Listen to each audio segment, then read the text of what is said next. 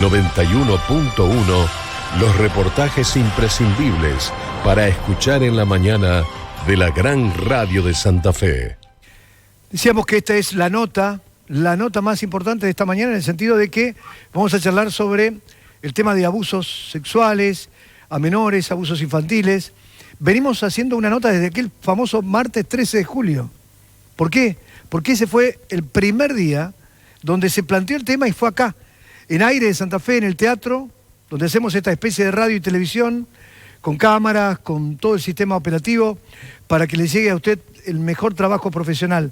Y ahí vino M, y apareció el caso M, un caso que permitió hacer conocer una historia dura, difícil, pero que hubo una mujer detrás que con mucha fortaleza, con mucha integridad, con esa necesidad de contarlo para que otras se animaran, abrió la puerta, abrió la ventana y la justicia empezó a actuar decididamente.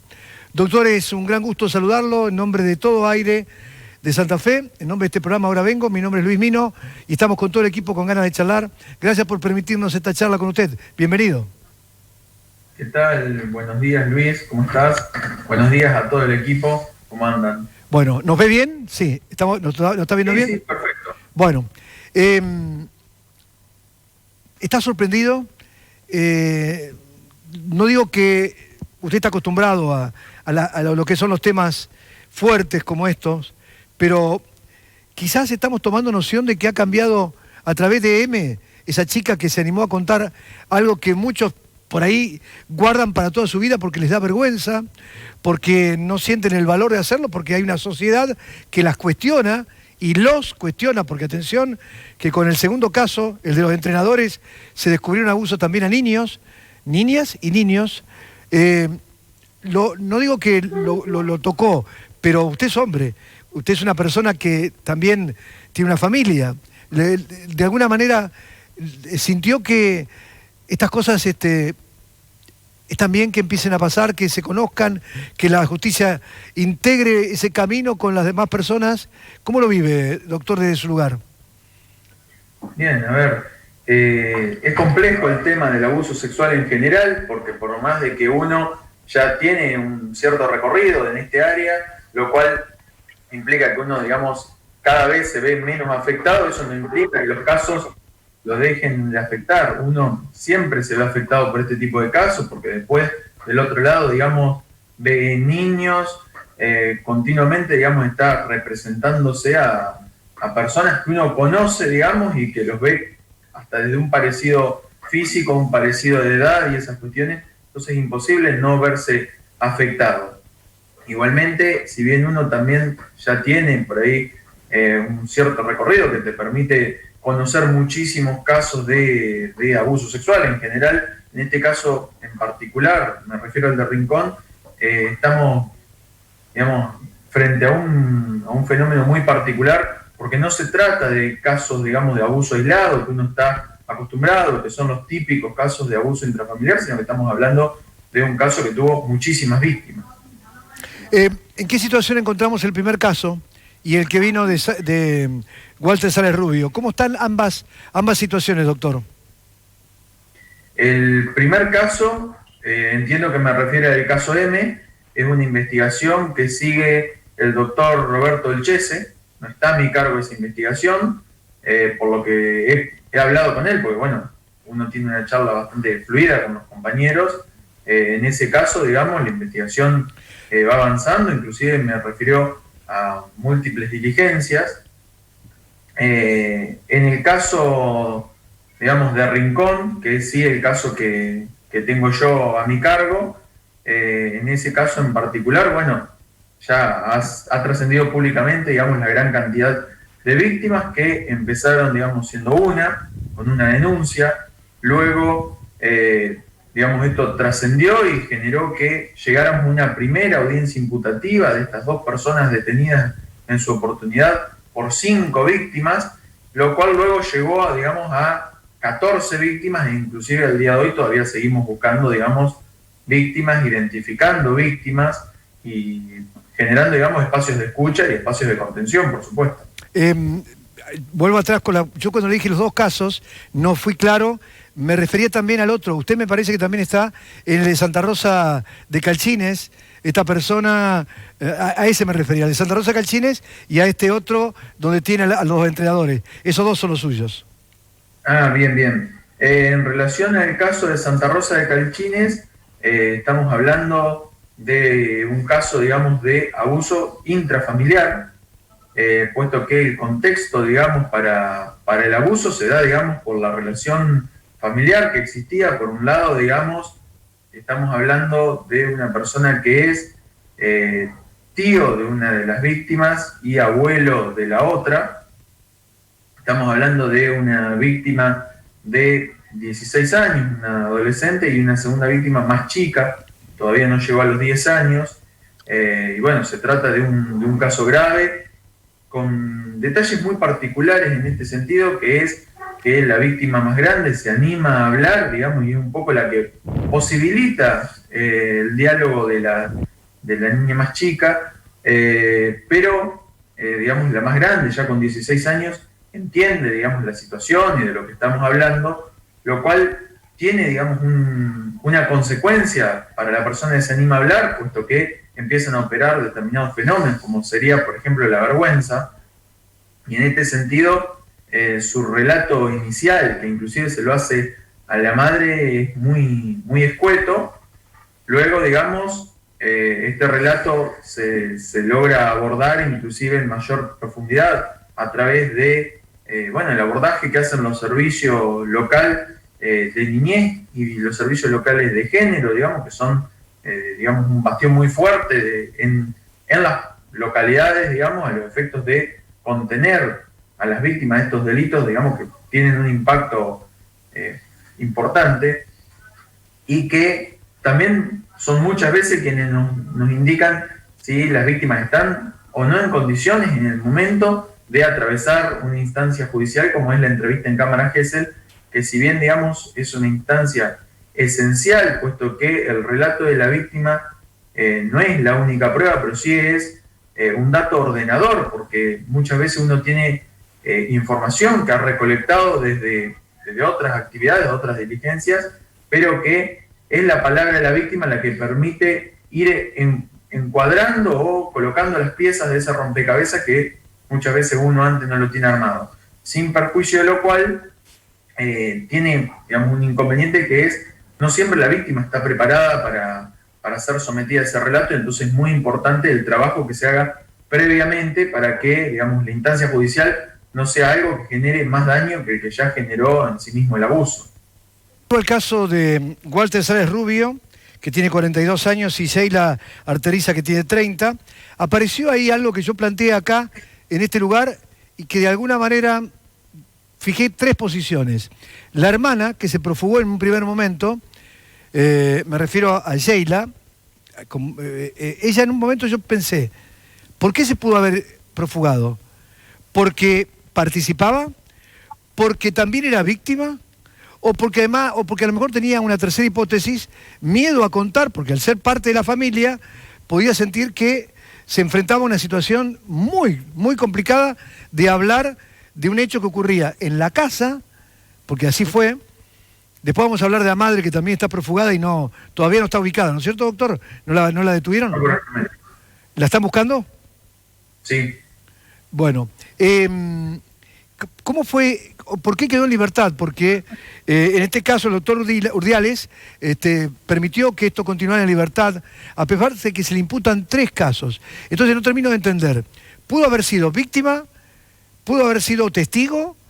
¿O además participó? ¿Cómo es la situación de la hermana de la pareja de Walter Sales Rubio? Bien, la situación de ella es sumamente compleja. ¿Por qué digo esto?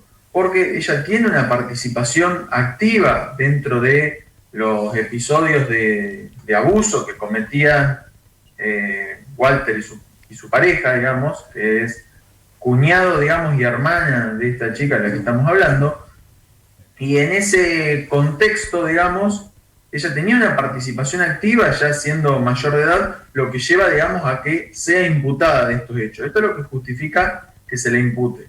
Ahora bien, en el marco de encontrarse privada de su libertad cuando estaba detenida, a ella se le practica un examen por parte de un psiquiatra y una psicóloga, ambos de la Agencia de Investigación Criminal, los cuales terminan estableciendo que la misma es víctima, ya eso digamos era un dato que lo sabíamos de la investigación, que era víctima de Walter, era algo que estaba muy claro, no sabíamos el impacto que podía haber tenido esta situación de ser víctima, en donde es la pericia esta llevada adelante por un psiquiatra y una psicóloga que nos termina indicando, digamos, que ella está tomada, digamos, por la situación. Es el concepto que me refirieron a mí por teléfono en la primera oportunidad, y lo que me explican es que está en una situación que ellos refieren como ebulia, es decir, falta de voluntad.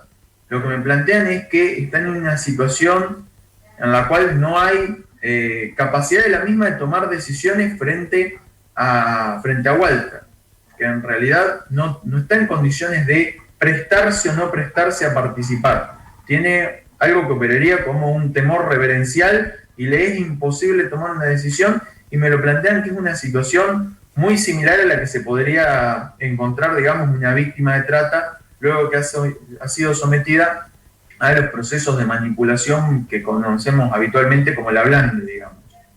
Que ella estaba presionada, de alguna manera, muy presionada, pero también había sido abusada.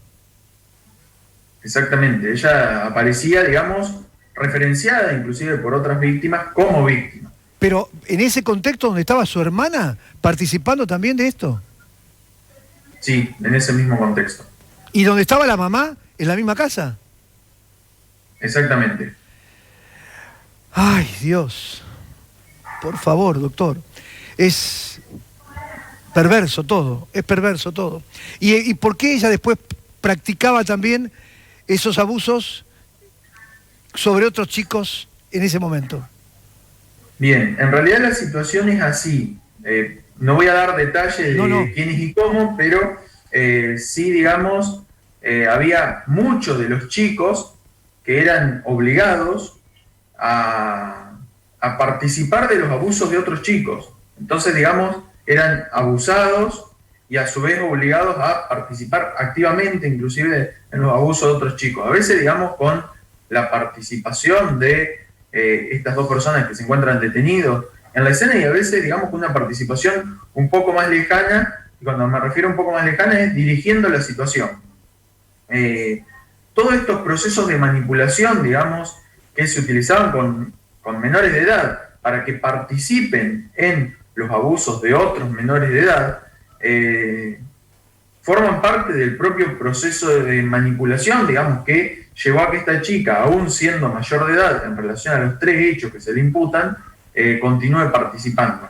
Por eso es que el caso de ella resulta tan complejo, sobre todo porque, digamos, esta situación de haber sido sometida a un proceso muy similar al de la blanda y la trata implica, digamos, que no pueda tomar decisiones sobre su participación o sobre su no participación. Ahora, lo que sí hay que aclarar es que esto lo que no hace es descartarla todavía, por lo menos, como imputada. Por eso se le lleva adelante la atribución imputativa, pero no se puede, digamos, mantener en prisión preventiva a alguien que todavía no tenemos determinado si no ha sido una víctima, porque sería sumamente injusto, digamos, que ella, digamos, que en gran parte de los actos tuvo la misma participación que otras víctimas, quede en prisión preventiva, porque sería, digamos, doblemente revictimizante.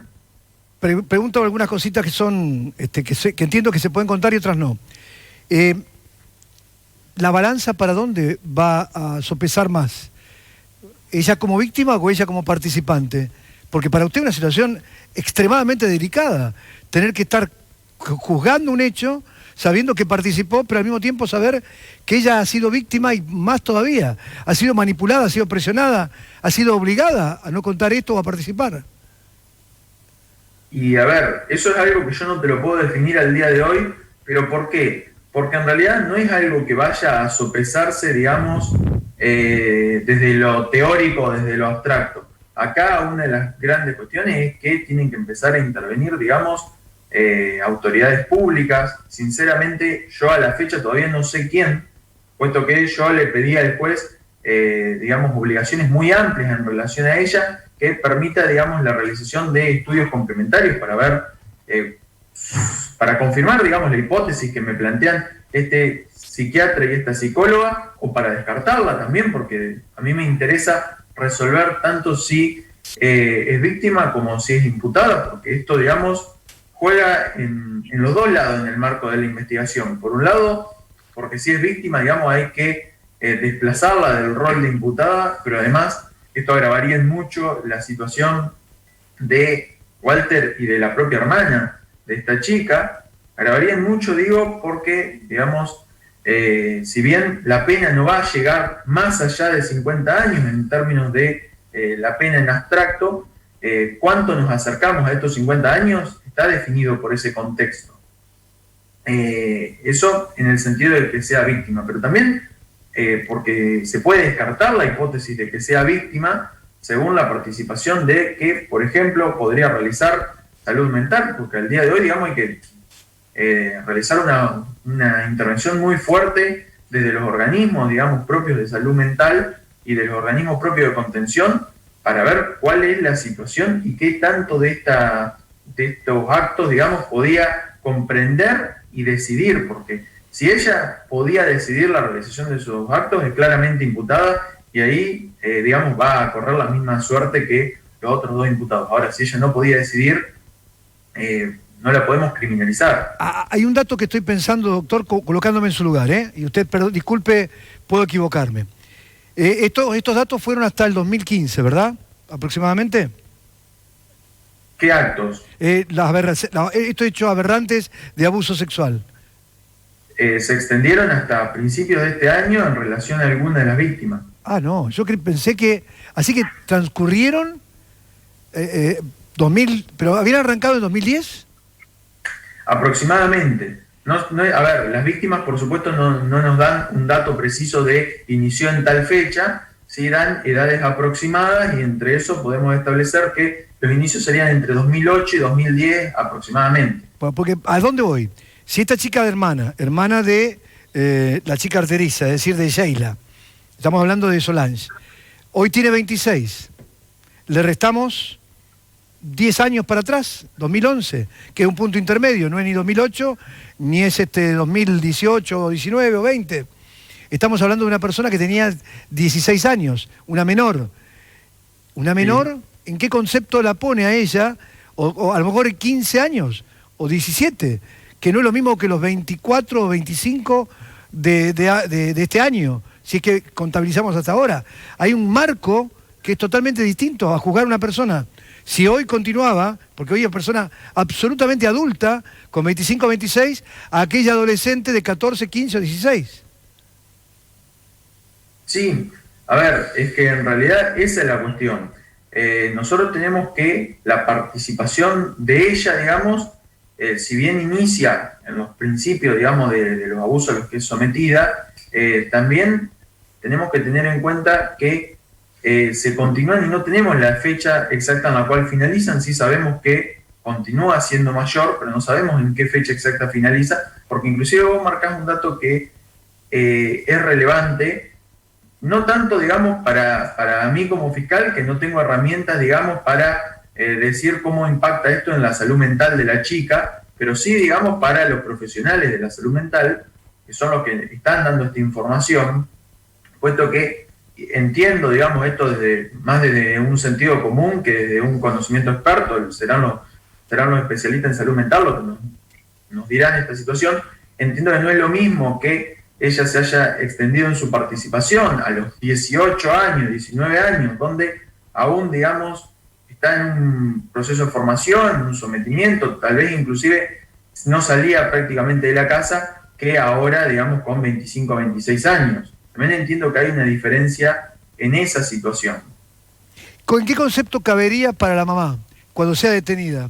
¿Cuál es el rol que supuestamente ocupó, porque estamos hablando si ocurrió hasta principios de este año, es horroroso. Es decir, estamos hablando de hechos que pasaron y que están calientes, están ahora en este momento siendo parte del día a día. ¿Qué rol le cabe a ella? Porque recordemos que hubo una pueblada, que se quemó la casa, y mi pregunta se desdobla en esto. ¿Se pudieron haber quemado en ese momento, donde la vivienda fue totalmente incinerada, elementos que pudieran haber ayudado a la Fiscalía, como imágenes, fotos? Digo, porque para mí fue un horror cuando me enteré. Estaba Julián al aire, eran las 23:30 del sábado, y me acuerdo que lo estábamos diciendo por aire, y yo intentaba decir que fueran los bomberos a apagar, porque era necesario, pensé, en resguardar todo lo que podía haber adentro de esa casa. ¿Se pudo haber perdido material, doctor? ¿Y qué rol le cabe a esta mamá, a esta mujer? Bien, en relación a si se puede haber perdido material, sí, efectivamente, digamos, se puede haber perdido material, puesto que hay referencias, digamos, a imágenes, las cuales hoy por hoy no las tenemos, lo que no quita que no estén alojadas en, por ejemplo, un servidor o en algún dispositivo que no haya estado en la casa y que más adelante lo encontremos, pero sí, si había elementos adentro de esa casa, digamos, bueno, el fuego claramente los afectó. Por otra parte, en relación a lo otro me preguntaba, que es el rol, digamos, que le cabe a la madre, la verdad que es un rol que todavía está por definirse. Hay una orden de detención que pesa sobre ella, con lo cual tiene una participación activa. No me voy a detener, digamos, en la situación de ella porque todavía no está imputada, y al no estar imputada sería poco ético de mi parte que hable de la situación de ella sin que ella sepa su propia situación. Sí, lo que puedo adelantar es que hay un rol activo de ella y no en la misma cantidad de hechos en los cuales han participado las otras personas. ¿Están buscándola por tierra o están buscándola también en la isla? Digo porque es una familia que tiene una relación muy fuerte con la zona islera. Sí, se están abordando todas las posibilidades. De hecho, inclusive las primeras hipótesis que había es que no se había ido de Rincón, inclusive se hicieron múltiples procedimientos en Rincón, porque, a ver, también uno de los inconvenientes que genera la situación es que está todo el mundo, digamos, pensando dónde está, con lo cual también hay un montón de hipótesis dando vuelta y se están abordando todas ellas. Se está investigando en distintos lugares, tanto por tierra como por isla, digamos, que sería la otra posibilidad. ¿Está charlando con el doctor Matías Broggi, fiscal del MPA, Alejandra? Quiero volver a algo que dijo al principio. Tenemos en total 14 víctimas que pudieron ser judicializados en esta terrible investigación. El tema es si ustedes tienen una estimación de cuántos chicos más, chicos y chicas, pueden estar o pueden formar parte de esta situación, que puedan dar su testimonio y todavía no lo han podido, no se han animado a aparecer, ¿no? A dar su testimonio. A ver, no una estimación final, puesto que, digamos, eso implicaría hasta conocer los detalles de todas las personas que entrenaron, digamos, en estos años, de 2008 a 2021, y no tenemos ese dato.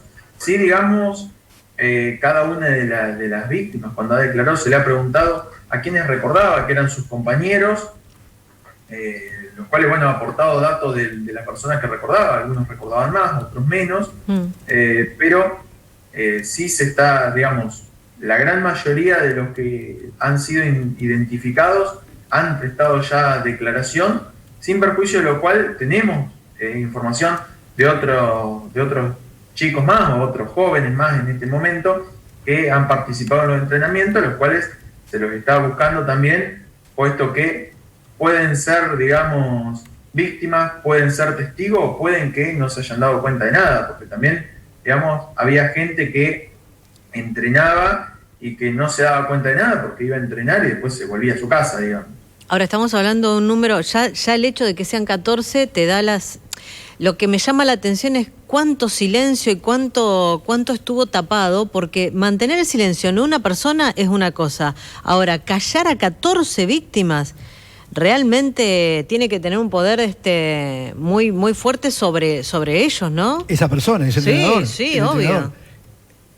Es que en realidad, a ver, un poco sale con esta pericia psicológica psiquiátrica. Por supuesto que no me lo pueden definir, digamos, a ciencia cierta, porque es un primer abordaje de la situación, pero lo que me planteaba la psicóloga es que para ella lo que había era, digamos, un claro caso, digamos, de lo que aborda la psicología de masas, y que lo que había era esto, una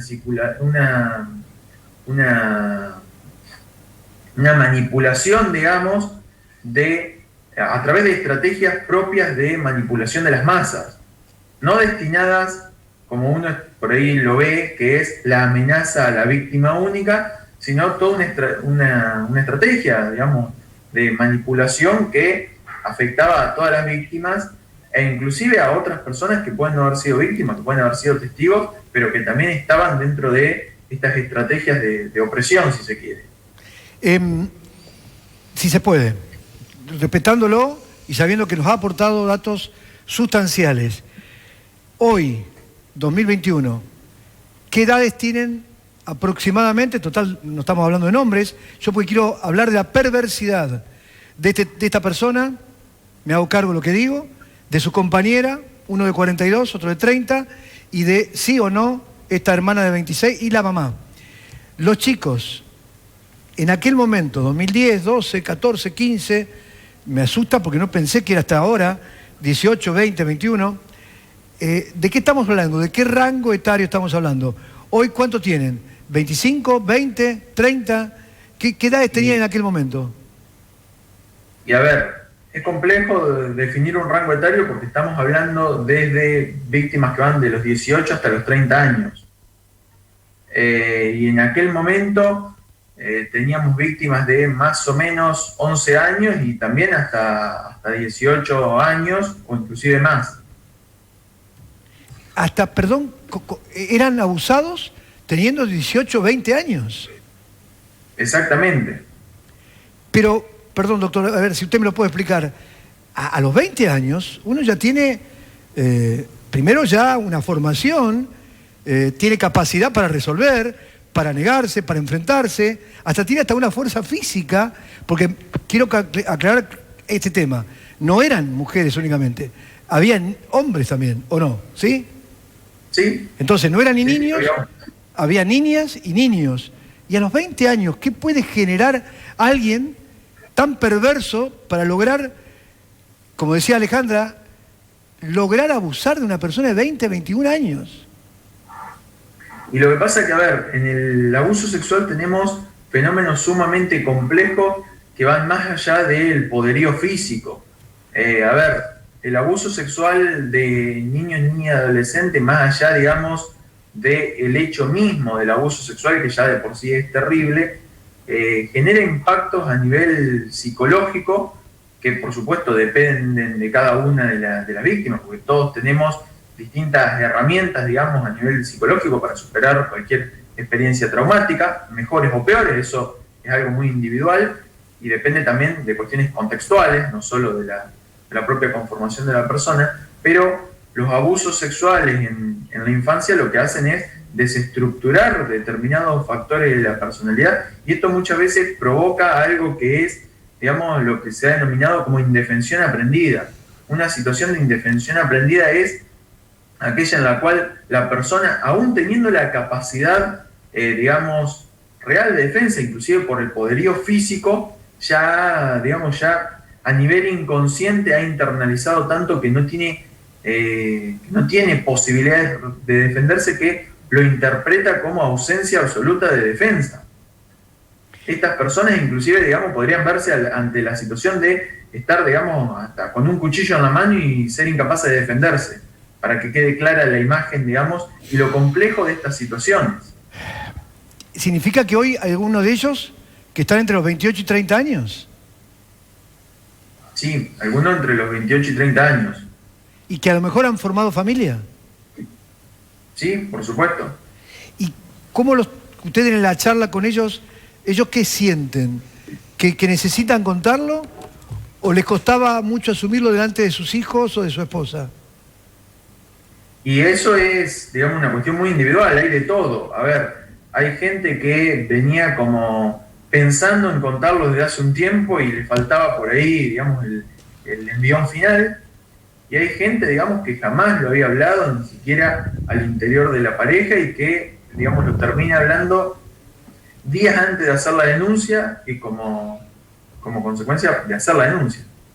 Significa que claramente el caso M, la presencia de M acá en esa mañana, fue un disparador para generar todo esto que, digamos, la palabra por suerte suena muy dura, pero en este caso es muy necesaria, porque gracias a ella, a su fortaleza, a su valentía, a su entereza como mujer, ella en esos 53 minutos que charló acá, disparó todo esto. Quizá esa persona lo escuchó, la escuchó por aire y terminó decidiendo, yo me voy a animar y lo voy a contar. Ella fue lo que hizo todo esto. Y ustedes con la justicia, obviamente. Sí, probablemente, porque a ver, ver a una víctima, digamos, hablar, ver a una víctima empoderada, también tiene un efecto, digamos, multiplicador. El solo hecho, digamos, que una de las chicas víctimas de este hecho de Rincón se haya animado, también potenció a las otras. Entonces, el empoderamiento de las víctimas también es algo que se contagia, podríamos decir, en el buen sentido se contagia. ¿Qué significa pañuelos amarillos en todo esto? ¿Lo ha visto en Face? ¿Lo ha visto? ¿Lo ha consultado? ¿Qué espacio le da dentro de toda esta cuestión? Y yo creo que tiene digamos, un espacio muy importante, porque toda digamos, organización social tiene una legitimidad que se construye. Y en este caso, una organización en la cual las víctimas pueden hablar libremente con otras víctimas, que saben que la van a entender, que saben que no la van a estar juzgando, porque no se colocan en la posición de juzgarla, sino que se colocan en la posición de me pasó lo mismo, tuve las mismas sensaciones, las mismas inseguridades, legitima, digamos, el espacio y por tanto le da una voz autorizada, más aún teniendo en cuenta que, digamos, es una organización que busca fomentar la denuncia, lo cual provoca, digamos, que se dé información que de otra forma la justicia podría no tenerla y por tanto podría, digamos, no estar en condiciones de actuar. Antes que le haga la última pregunta, Alejandra, ¿se puede manejar la posibilidad de que hayan actuado con estupefacientes? ¿Que las personas antes de ser violadas hayan sido drogadas? En el caso de Rincón, por lo menos no, eso no surge de ninguna de las referencias. No lo descarto, digamos, porque todavía no podemos dar por cerrada, digamos, la aparición de nuevas víctimas. Todavía hay víctimas que, digamos, están teniendo recuerdos, mucho de esos intrusivos, que le van generando la evocación, digamos, de situaciones que en un primer momento ni siquiera la pudieron contar, con lo cual no estoy en condiciones de descartarlo. Pero por lo menos a la fecha no hay ningún indicio que nos refiera a que esto fue así. Doctor, ayer M volvió a charlar con nosotros y planteó algo que nos dejó muy preocupados y tiene que ver con esto de la confianza, porque justamente a partir de Pañuelos Amarillos, las víctimas de este caso puntual de San José del Rincón, de los entrenadores, cuando van a hacer la denuncia, lo que nos cuenta M, y que nos había llegado también por otros medios, se habría filtrado información de esa denuncia que termina obstaculizando la detención de dos de los entrenadores, se logró la detención, pero demoró por eso, porque habían logrado escaparse a partir de que se había filtrado información. ¿Ustedes tienen confirmación de esto y si tienen previsto investigar también la actuación policial, si es así?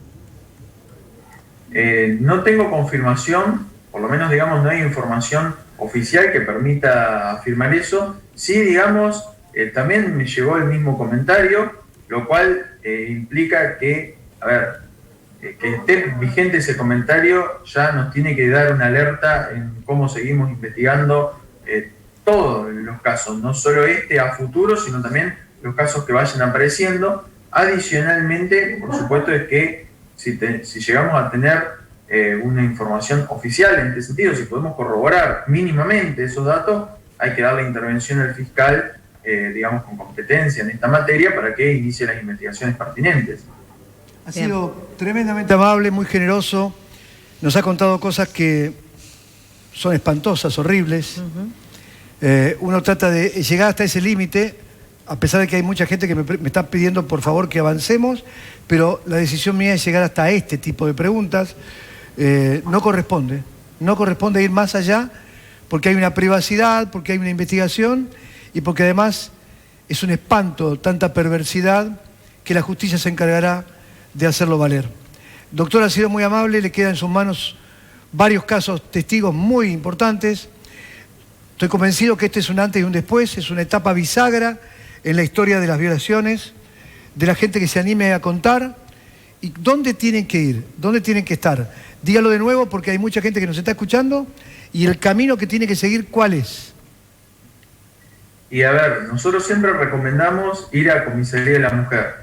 Es nuestra recomendación, digamos, absoluta, porque a ver, ahí tenemos, digamos, no tenemos el personal policial de comisaría, tenemos un personal policial que se encuentra capacitado, tiene reuniones, digamos, vía Zoom y reuniones a veces presenciales con los fiscales de la unidad jefas y en particular con los fiscales sexuales. Entonces saben, digamos, cuál es la información que resulta relevante para la investigación, sin perjuicio de que esto no se limita a lo que es el abuso sexual, sino también a contextualizarlo. Que por ahí, digamos, una comisaría de jurisdicción tomando la denuncia, más allá de cuestiones de tacto, también puede que se le escape información sumamente importante para una investigación penal, lo cual genera, digamos, pérdida de tiempo, porque hay que ir a abordar esa información.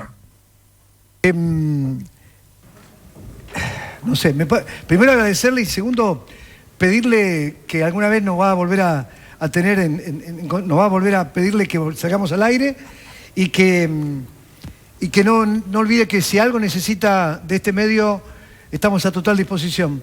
Estamos necesitando ayudar, solamente como puente, como una forma de acercarle la posibilidad a ustedes o a la gente de comunicarnos entre cada uno.